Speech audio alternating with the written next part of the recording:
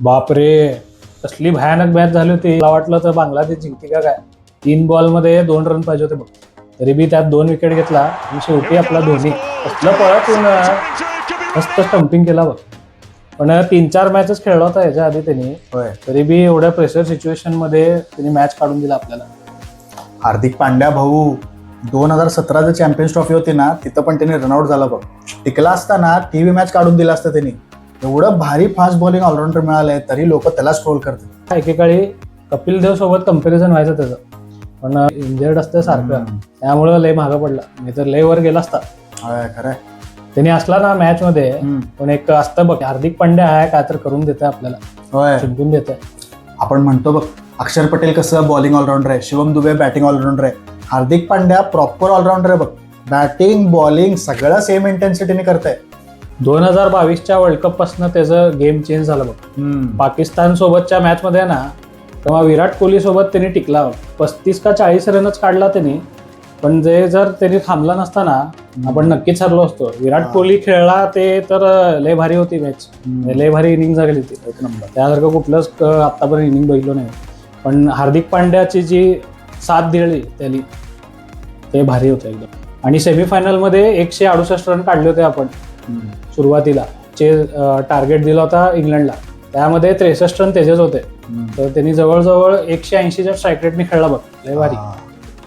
आणि 22 मध्ये तू म्हणायला आता हे 2 जिंकलो नाही आपण, पण 22 मध्ये गुजरात टायटन्स आलती बघ IPL मध्ये. तिथं कॅप्टन्सी मध्ये यांनी ट्रॉफीज मारून दिला त्यांना. होय की.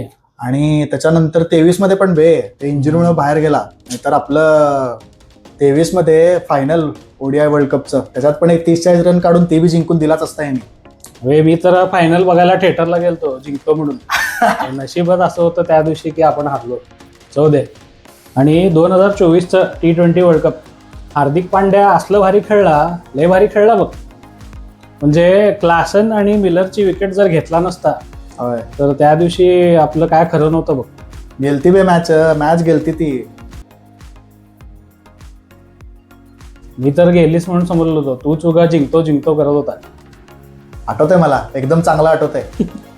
आणि 2025च्या चॅम्पियन्स ट्रॉफी मध्ये पण त्यांनी चांगलं कॉन्ट्रीब्युशन दिलं आणि इंडियाला जिंकून द्यामध्ये चांगला वाटा होता त्याचा. म्हणजे त्यांनी जेव्हा जेव्हा शेवटपर्यंत राहतं ना, इंडिया जिंकते बघ.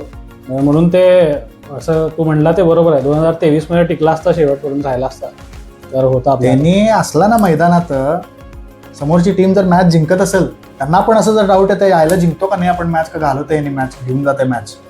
त्याचं ऑरा, त्याचं ते चालण्याची स्टाईल, कॉन्फिडन्स, एक्सप्रेशनच देत नाही भाऊ, काही नुसतं मारत सुटतंय.